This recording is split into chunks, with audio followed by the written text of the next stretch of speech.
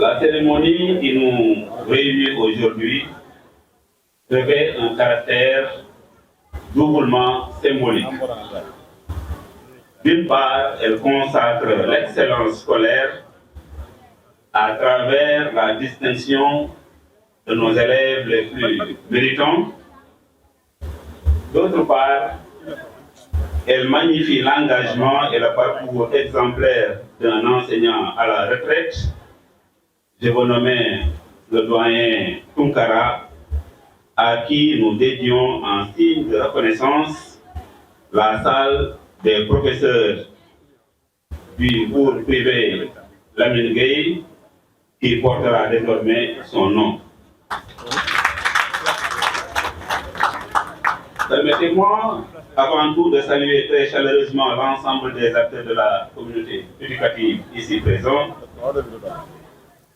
Cette mobilisation témoigne de l'intérêt collectif que nous accordons à l'éducation, levier essentiel pour le développement économique, social et culturel de notre nation. Mesdames, Messieurs, la célébration de l'excellence scolaire s'inscrit pleinement dans les orientations stratégiques du ministère de l'Éducation nationale, qui fait de l'amélioration de la qualité des enseignements-apprentissages une priorité absolue. Cette ambition se traduit notamment par la promotion d'une culture de la performance, de la rigueur et du mérite dans nos écoles et établissements. Aujourd'hui, en distinguant ces élèves, nous ne faisons que récompenser des résultats. Il ne s'agit pas, avec cette cérémonie, de récompenser des résultats. Mais il s'agit d'honorer des parcours faits d'efforts, de sacrifices et de résilience. Nous valorisons à travers cette cérémonie des attitudes exemplaires d'élèves. Il s'agit de l'assiduité, la discipline, le respect des règles et de la volonté de réussir. Chers récipiendaires,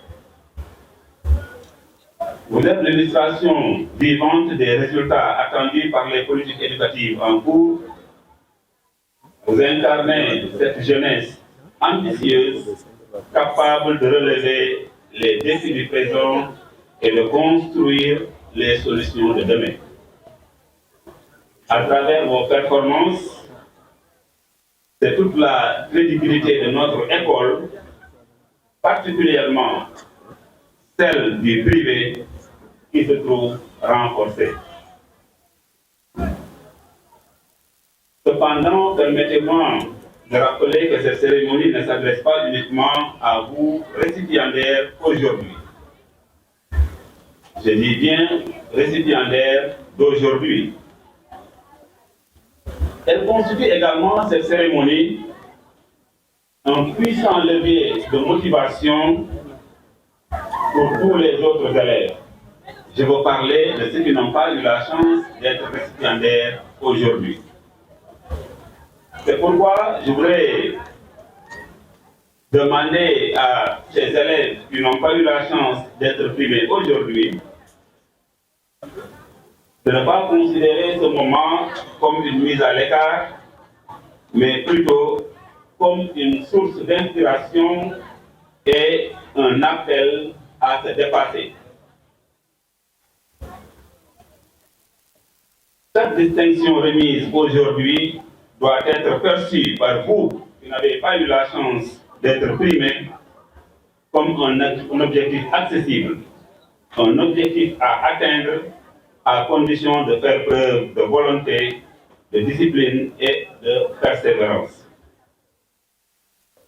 En effet, la réussite n'est pas réservée à une élite figée, elle est à la portée de tous ceux qui s'engagent résolument dans le travail. Le ministère de l'Éducation nationale encourage fortement cette dynamique d'émulation positive. C'est pourquoi je voudrais vraiment remercier les initiateurs, notamment le directeur des cours privés Lamine Gueye, mais également tout le personnel de l'établissement. En effet, à travers ces cérémonies, il s'agit de créer au sein de nos écoles et établissements une saine compétition fondée sur l'effort, le mérite et l'amélioration continue. Je vous invite donc à tirer les leçons de cette cérémonie, à redoubler d'efforts et à vous fixer dès à présent comme ambition, chers élèves qui n'avaient pas eu la chance d'être primés cette année, fixez-vous comme ambition de figurer parmi les lauréats des prochaines éditions. En effet, chaque progrès compte et chaque effort vous rapprochera de l'excellence. Madame, Messieurs, chers invités, les performances que nous célébrons aujourd'hui sont le fruit d'un encadrement pédagogique de qualité. C'est pourquoi je tiens à rendre un hommage appuyé aux enseignants, véritables artisans de la réussite scolaire. Votre engagement quotidien, souvent dans des conditions exigeantes, mérite notre respect et notre reconnaissance. L'inspection de l'éducation et de la formation de Tambacounda, à travers le ministère de l'Éducation nationale, conscient du rôle central de l'enseignant dans toute dynamique de réforme, s'inscrit dans une logique de professionnalisation accrue, de renforcement des capacités et de valorisation de la fonction enseignante. Car il ne saurait y avoir une éducation de qualité sans des enseignants qualifiés, compétents et reconnus. C'est dans ce cadre que s'inscrit le second moment fort de cette cérémonie. L'inauguration de la salle des professeurs dédiée au doyen Thierno Mamadou Tounkara, un modèle pour les jeunes et pour les adultes. Mesdames, Messieurs, donner à la salle des professeurs le nom d'un enseignant émérite à la retraite, un doyen au comportement exemplaire et inspirant, est un acte très significatif. En effet, cet espace n'est pas seulement un lieu de repos ou d'échange informel. La salle des professeurs est le cœur du travail pédagogique collectif, le lieu de concertation, un lieu de réflexion, de préparation et de partage d'expériences. C'est dans cette salle que se construisent les stratégies d'enseignement qui se renforcent, les solidarités professionnelles et que forge l'esprit d'équipe. Ainsi, baptiser cet espace au nom d'un enseignant d'exception, je vous nommer le doyen Thierno Mamadou Tounkara, revêt une portée hautement symbolique. C'est inscrire son exemple au cœur même de la dynamique professionnelle des enseignants et de tout le personnel de l'établissement. Doyen Mamadou Thierno Tounkara, à travers cette salle des professeurs qui portera désormais votre nom, votre héritage continuera d'inspirer la génération actuelle et les générations futures. Elle rappellera à chacun que la qualité de l'éducation repose aussi sur la solidarité professionnelle, le partage de bonnes pratiques et l'engagement collectif. Doyen Tounkara est un modèle de comportement. Il est un conseiller pour nous autres, responsables au niveau de l'IEF comme au niveau de l'académie. Il a parlé tout de suite de quelques mesures que nous avons prises pour un peu aider à une bonne mise en œuvre des activités d'enseignement, apprentissage et une amélioration de la qualité de l'éducation. Mais je voudrais vous dire que c'est par humilité qu'il m'a affecté ou attribué l'auteur de ces mesures, mais je voudrais vous dire que pour toutes ces mesures, je l'ai consulté, nous avons discuté et il m'a donné son avis avant que je ne passe à la prise de décision. Donc je voudrais vraiment ici le remercier pour en tout cas son esprit, pour sa sagesse, pour son comportement et pour son implication dans tout ce qui se passe au niveau de Tambacounda. Je voudrais simplement dire que Doyen Tounkara est un véritable enseignant. Parce que l'enseignant, c'est un homme de développement, un agent de développement. Et c'est ce que, en tout cas, à travers ses actes, à travers son comportement, Doyen Tounkara nous montre chaque jour. Je voudrais vraiment donc le remercier du fond du cœur pour tout ce qu'il fait pour l'éducation, mais pour tout ce qu'il fait pour le développement de Tambacounda. Merci à Doyen Tounkara.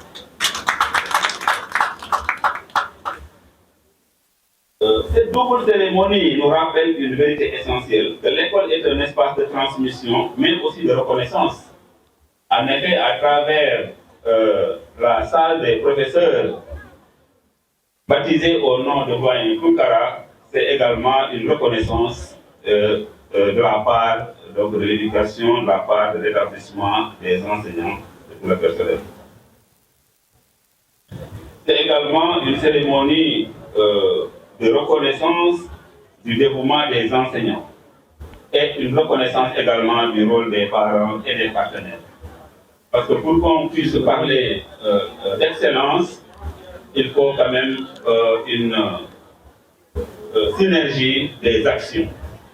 Il faut quand même que les enseignants déroulent correctement leurs enseignements, que les élèves fassent les efforts nécessaires pour une bonne appropriation des enseignements, mais également il faut que les parents jouent leur rôle. Et nous sommes souvent également accompagnés par les partenaires que nous remercions au passage. C'est pourquoi je voudrais, à l'endroit des parents, leur dire que votre rôle est déterminant. L'encadrement familial constitue le premier socle de la réussite éducative. J'ai l'habitude de dire que la différence, c'est au niveau de l'encadrement à la maison. C'est au niveau du suivi à la maison. Les enseignants ont beau faire des efforts. Le principal a beau mettre un bon dispositif de pilotage. Mais s'il n'y a pas le suivi à la maison par les parents, leur travail est souvent voué à l'échec. C'est pourquoi, tout de suite, quelqu'un disait que l'école instruit, les parents éduquent, mais moi je dis simplement que la maison c'est le prolongement de l'école et que l'école, comme les parents, doivent se charger aussi bien de l'éducation que de l'instruction des enfants.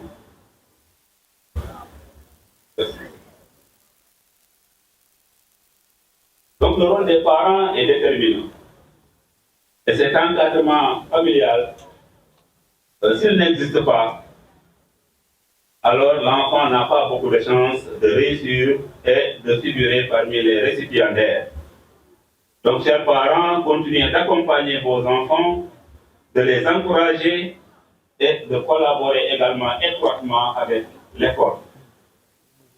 Et dans le cadre de ce suivi encadrement à la maison, je voudrais vous inviter, chers parents, mais comme chers enseignants, à veiller sur l'utilisation du téléphone portable. Le téléphone portable est en train de porter un tort, un grand préjudice à l'école et à l'éducation de nos enfants. Donc soyons plus responsables. Au niveau du ministère de l'Éducation nationale, l'utilisation du portable est interdite dans l'enceinte de l'école, de l'établissement. Soyons rigoureux pour le respect donc, de ces instructions. Au niveau de la maison, contrôlons également l'utilisation du téléphone par nos enfants. Il y a beaucoup de choses qui se produisent. La baisse de niveau, la faiblesse des résultats. Souvent, le principal responsable, c'est le téléphone portable. Soyons donc plus rigoureux. Même avec nous-mêmes, adultes, soyons encore plus rigoureux avec l'utilisation du portable. Hier, en réunion, pour préparer l'essai national, parce que comme vous le savez, cette année, il y a la suppression du concours d'entrée en 6e, et nous allons organiser un CFE plan national qui va démarrer le 11. Et cette année également, le CFE seulement sera organisé dans le centre, Donc en une semaine, 10 jours, nous allons organiser l'examen du CFE et sortir les résultats. Et dans les instructions hier, quand nous avons partagé en réunion, hier matin, le chargé des examens concours qui a participé à l'atelier d'harmonisation à Thiès a donné l'information que pour les surveillants, le téléphone est interdit. Et ça a posé problème pour certains. Je dis que c'est une excellente mesure. On doit pouvoir, nous, en tant qu'enseignants, se séparer parfois du téléphone, éteindre le téléphone ou le mettre sous silencieux le temps de continuer notre travail.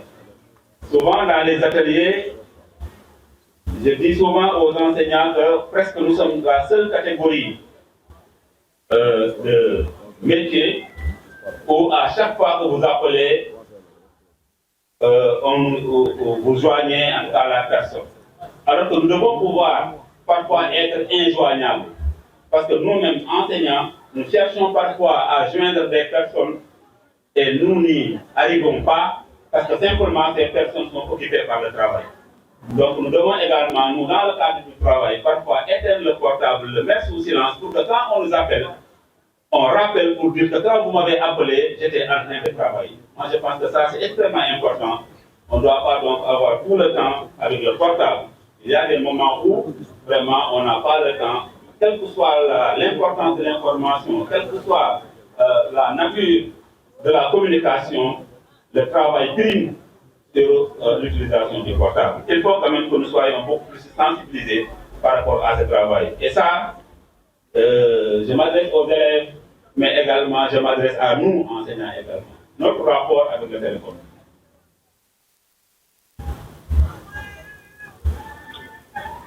Donc, chers élèves, je voudrais également vous donner un conseil pour vous demander de faire de l'excellence votre credo, de l'effort votre allié et du savoir votre plus grande richesse.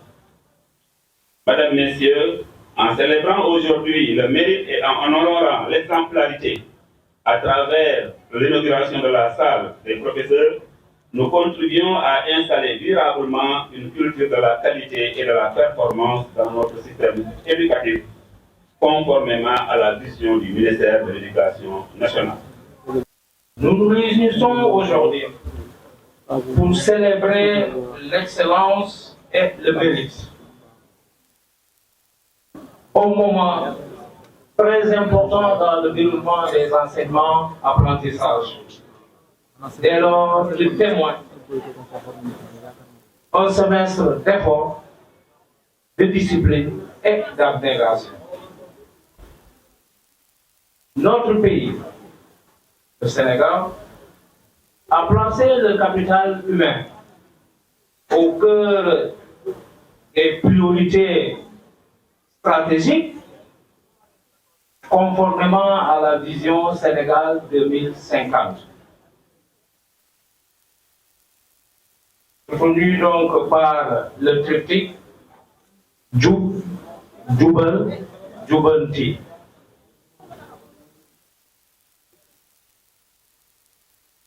C'est en valorisant le mérite et la discipline, en récompensant l'effort et la performance à tous les niveaux et dans tous les domaines, que nous pourrons bâtir ensemble un avenir sûr et valide. La célébration de l'excellence, telle que portée aujourd'hui par les cours privés d'Amérique, s'inscrit pleinement dans cette ambition nationale qui appelle que chaque élève, quel que soit son niveau d'origine, peut atteindre les sommets par le travail, le courage, la discipline, le sérieux et la persévérance. Chers lauréates et lauréats, je tiens à vous exprimer mes vives félicitations.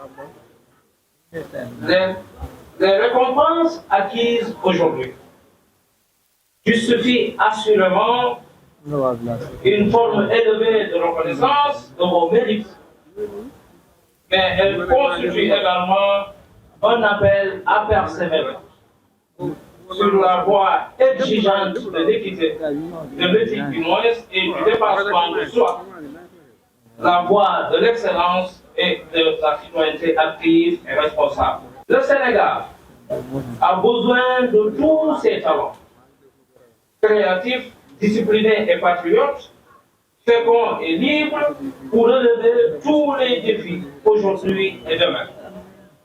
Toutefois, il convient de dire que l'excellence ne saurait être un acquis définitif. Il est plutôt une quête de tous les jours, un effort permanent sur soi-même pour s'élever chaque jour un peu plus vers les cimes les plus hautes. Mesdames et messieurs, dans un contexte marqué par des interventions multiples dans le secteur de l'éducation, ces résultats sont la conséquence d'une convergence de forces. En effet, la confiance des parents est le soubassement de ces actions. Les importants investissements, tant sur le plan moral que matériel, trouvent un écho favorable. D'où la pertinence de l'idée que les études se financent.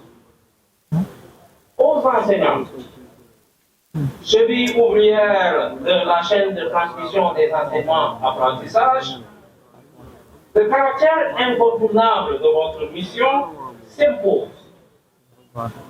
Vos efforts inlassables, votre engagement au service de l'éducation et votre capacité à mettre en œuvre des pratiques pédagogiques autour des objectifs fixés de performance et de compétence méritent la reconnaissance. Toutefois, cette mission sacerdotale demande une patience et une rigueur. L'inspection d'académie est convaincue que le système éducatif local ne peut produire des performances qu'en s'appuyant sur les deux secteurs, privé et public. Fort de ce constat, l'institution académique multiplie des actions en faveur du privé pour une amélioration des conditions d'enseignement-apprentissage. D'ailleurs, comme l'a si bien dit cher directeur, la massification donc du personnel au sein donc de l'inspection d'académie cette année-ci, avec l'arrivée donc des inspecteurs de l'enseignement moyen secondaire, qui englobe donc deux options. Vous avez ce qu'on appelle les inspecteurs disciplinaires et les inspecteurs donc de vie scolaire. Ce corps va contribuer largement à améliorer ce qu'on appelle les environnements, ou bien l'environnement enseignement-apprentissage. En quoi faisant? Les disciplinaires, mathématiques, SVT, SP, qui interviennent auprès donc des professeurs pour essayer de les capaciter, en essayant donc d'introduire ce qu'on appelle des innovations majeures. Les inspecteurs de vie scolaire, puisque quand on parle donc de l'école, de l'établissement, il y a ce qu'on appelle la classe, mais il y a l'environnement scolaire. Et les inspecteurs de vie scolaire sont là pour répondre ou bien pour satisfaire à rehausser ce qu'on appelle cet environnement scolaire, pouvant avoir maintenant des impacts sur les résultats scolaires. Donc, l'IA a toujours dans la même perspective, l'inspection d'académie l'année dernière, toujours dans cette perspective donc, de rehausser ce qu'on appelle les performances, a organisé donc des séances de révision générale au profit donc des candidats donc, du privé. Et ce qui a entraîné une hausse plus ou moins acceptable donc, des résultats. Je ne saurais terminer sans pourtant lancer un mot à l'égard donc des élèves qui ne sont pas plus aujourd'hui. Pour leur dire, pour m'inscrire dans la même dynamique de l'inspecteur de l'éducation et de la formation, que cette cérémonie ne doit nullement être une source donc de démotivation, mais plutôt un catalyseur, autrement dit un facteur enclencheur. Nous sommes convaincus que le potentiel est là. Et le personnel donc de l'école va s'inscrire dans les dynamiques pour créer les conditions idoines vous permettant donc d'être là l'année prochaine.